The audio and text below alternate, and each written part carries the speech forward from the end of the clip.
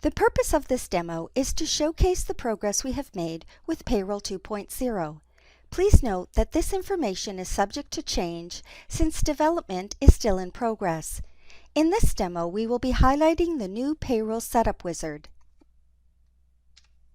The Payroll Setup Wizard provides several pages of questions and options that help you set up the payroll module for a new company.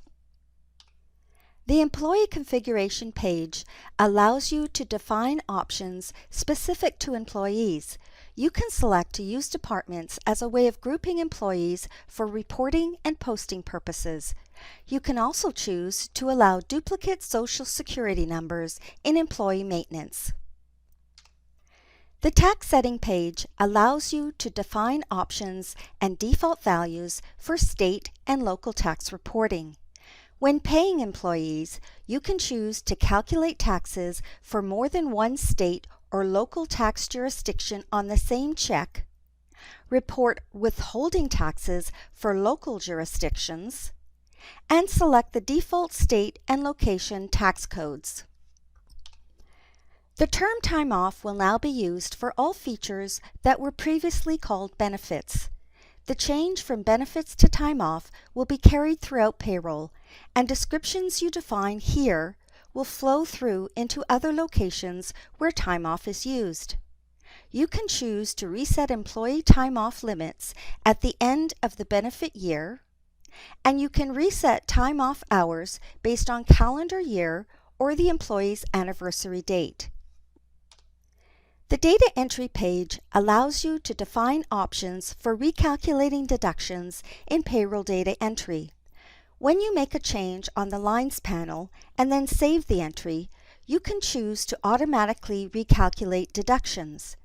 If you prefer, you can have the system display a message asking to recalculate deductions when the entry is saved. In addition, you can select to recalculate all deductions or only automatic deductions when a change is made in data entry.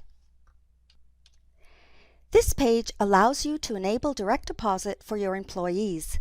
If you enable direct deposit, you will need to select the interface application you want to use. Select the Sage 100 Direct Deposit service if you want Sage to transmit your payroll information directly to your bank.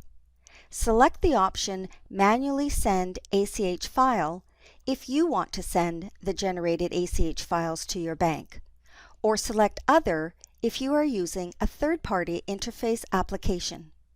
If you want to use the Sage 100 Direct Deposit service, you will need to submit an application.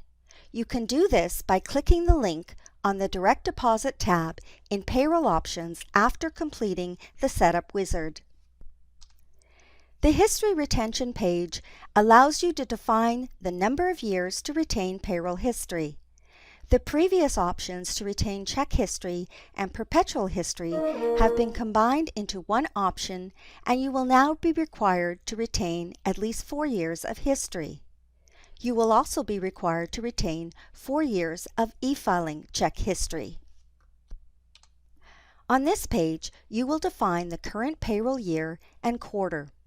You can also select to post expenses and accrual postings based on a calculated percentage, and determine if you want expenses to be summarized when posted to the general ledger. This is the final page of the Setup Wizard. You can review the options you selected by printing the wizard listing or viewing them in the list box. When you select the Finish button to complete the wizard, if this option is selected, you will go directly into Payroll Options where you can make changes if necessary. This concludes the demo for Payroll Setup Wizard.